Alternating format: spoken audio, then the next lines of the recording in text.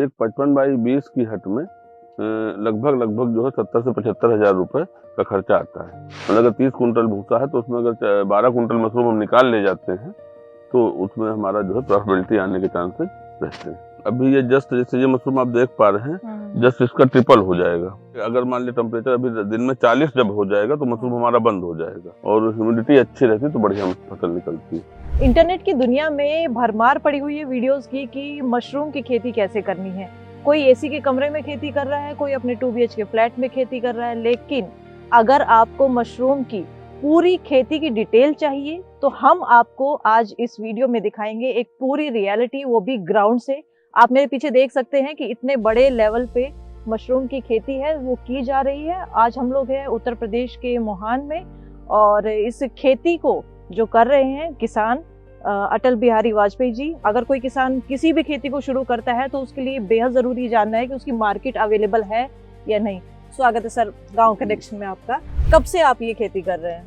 लगभग 10 साल हो गए। 10 साल से आप मशरूम की खेती करते हैं।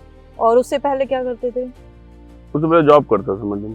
तो जॉब छोड़ के मशरूम में इंटरेस्ट था इसलिए जॉब छोड़ी, या किस वजह से इसमें मशरूम की खेती में जॉब करने के बाद इसमें शुरू किया था काम, थोड़ा समझ में आ गया तो फिर इसी में लगातार कर रहे हैं। पिछले 10 सालों से आप मशरूम की खेती कर रहे हैं।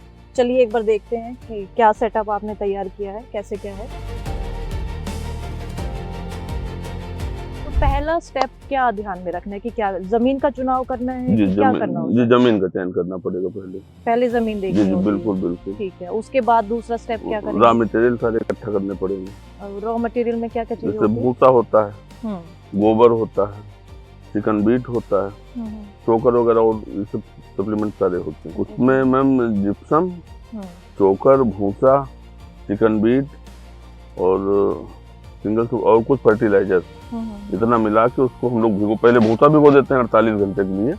उसके बाद उसकी ढेरी बना देते हैं और 2.5 फुट हाइट ले करके उसका हम ढेर टाइप को बना देते हैं पूरा। वो तीन बार कटिंग करना पड़ता है, 3 बार या 4 बार हमारा कंपोस्ट तैयार हो जाता है 20 दिन में कंपोस्ट तैयार हो जाता है। ठीक है, तो यहाँ पे अब हम इस हट के अंदर है। ये बताइए कि ये जो आपने सेटिंग या बेडिंग लगाई हुई है जी कि इसमें कितना खर्चा आता है और कितने दिन में ये मशरूम तैयार हो जाएगा? मैम एक हट बनाने में लगभग जो है ये मान के चलिए आप, ये एक हट जो बनती है ये 55x20 की है और इसमें 4 हट हमने कंबाइन कर रखी है टोटल। तो एक 55x20 की हट में लगभग जो है 70 से 75 हजार रुपए का खर्चा आता है स्पानिंग तक, और इसमें लगभग 30 कुंटल भूसा हमारा जाता है, सूखा भूसा। और जो प्रोडक्शन इसमें आता है वो लगभग हम लोग ये जूम करते हैं, अगर टेम्परेचर में अच्छा मिलता है सब ठीक ठाक चल जाता है, 30 से 40% प्रोडक्शन हमको मिलता है। मतलब अगर 30 कुंटल भूसा है तो उसमें अगर 12 कुंटल मशरूम हम निकाल ले जाते हैं तो उसमें हमारा जो है प्रॉफिटेबिलिटी आने के चांसेस रहते हैं। और टेम्परेचर कितना रहना चाहिए? टेम्परेचर मैम जब इसमें भूसा हम लोग चढ़ाते हैं तो उस समय टेम्परेचर हमारा लगभग 25 से 30 के बीच होना चाहिए माइक्लिम रन करने के लिए, स्पान रन करने के लिए। और जो फ्रूटिंग होती है उस समय अगर 15 से 20 टेम्परेचर रहता है और ह्यूमिडिटी अच्छी रहती है तो बढ़िया फसल निकलती है। ह्यूमिडिटी मेंटेन करने के लिए जो हम लोग पानी इस पे डालते हैं तो उससे जो पानी गन से डालते हैं थोड़ा बहुत इधर उधर कर दिया तो उससे भी थोड़ा ह्यूमिडिटी कंट्रोल हो जाती है। और कितने दिन में पानी का छिड़काव करना है? ये मैम अगर मतलब अगर ऐसा रहता है अगर ह्यूमिडिटी डाउन है तो पानी दूसरे दिन पड़ता है। और जैसे इधर मान लो जाड़ा अच्छा चल रहा है, ह्यूमिडिटी 90-95 चल रही है तो 30 से 4-5 दिन डाल देते हैं पानी। तो कुछ ऐसा मतलब छू के पता चलता होगा? हाँ, छू के आइडिया हो जाता है कि इसमें ये जो है ना ये चीजें हम दाबते हैं ना, चाहला टाइप से लगता है हमको तो ये मान लेते हैं पानी ठीक, या दिखने में हमें लग जाता है, देख के समझ में आ जाता है पानी पड़ना है कि नहीं पड़ना है। तो जैसे आप देख रहे हैं यहाँ पे मशरूम जो है वो उगकर तैयार हो गया है ना सर? इसी साइज में होगा या इससे बढ़ेगा अभी? नहीं मैम, इससे अभी जो है इसमें रात में हार्वेस्टिंग हुई है। अच्छा। लेकिन अभी ये जस्ट जैसे ये मशरूम आप देख पा रहे हैं जस्ट इसका ट्रिपल हो जाएगा। अच्छा, तब ये टूटेगा साइज में? हाँ, बिल्कुल। अभी ये कितने दिन के हो गए हैं इस साइज में? कितने दिन? नहीं, ये 2 दिन का हुआ है मैम। अभी ये 2 दिन? हाँ, ये कुछ रात में इसमें मतलब निकाला जाएगा जो मतलब साइज में, जैसे ये इधर मशरूम है जैसे ये है, बस इससे थोड़ा सा मतलब ये है इसका डेढ़ा हो जाएगा। अभी रात में 8-9 बजे टूटेगा तब तक इसमें ग्रोथ हो जाएगी काफी, है ना। एक हफ्ते में पूरा सर्किल एक बार होता है। जैसे हम मान लिया ग्रो हुआ तो फिर टूटना चालू होगा तो हफ्ते भर तक टूटेगा, उसके बाद ये खाली हो जाएगा, फिर इसकी सफाई हम कर देंगे, फिर एक हफ्ते 2-3 दिन में फिर आ जाएगा। फिर से नया इसमें ग्रो होता रहेगा। हाँ, एक हफ्ते में सर्किल पूरा घूम जाता है।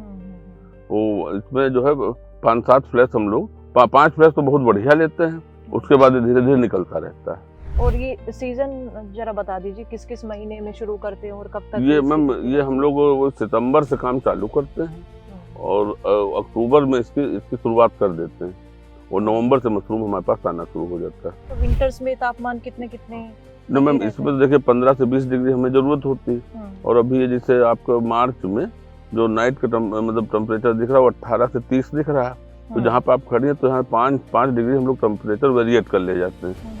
अब अगर रात में 18 है तो हमारा 13 हो जाएगा, दिन में अगर 30 है तो हम 20 पे पहुंच जाएंगे।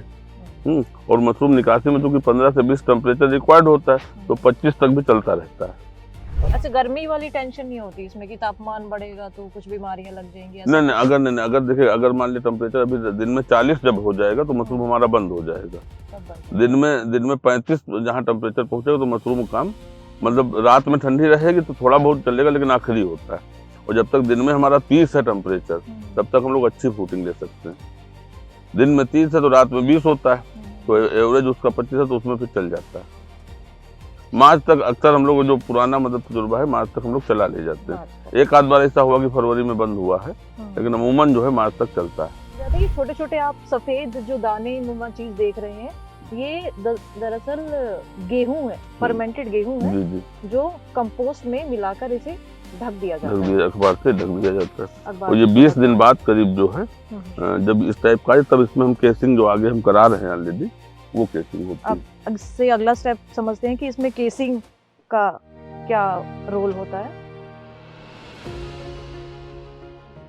केसिंग को समझते हैं कि केसिंग एक्चुअली होती क्या है और उसको क्यों जरूरी है ये स्टेप मशरूम की खेती के लिए। सर जरा समझाइए कि इसको करते कैसे हैं और क्या? मैम इसमें ये जब हम ये वाला जो है ये कंपोस्ट हमने करीब 20 दिन पहले डाला था इसमें, फिर इसमें हमने स्पानिंग कराई। स्पानिंग कराने के बाद इसको हमने अखबार से ढक दिया जो कि पीछे दिखाई दे रहा है, और उसके बाद 15 दिन बाद ये फर्माइस्लिम हमारी रन कर गई है पूरी।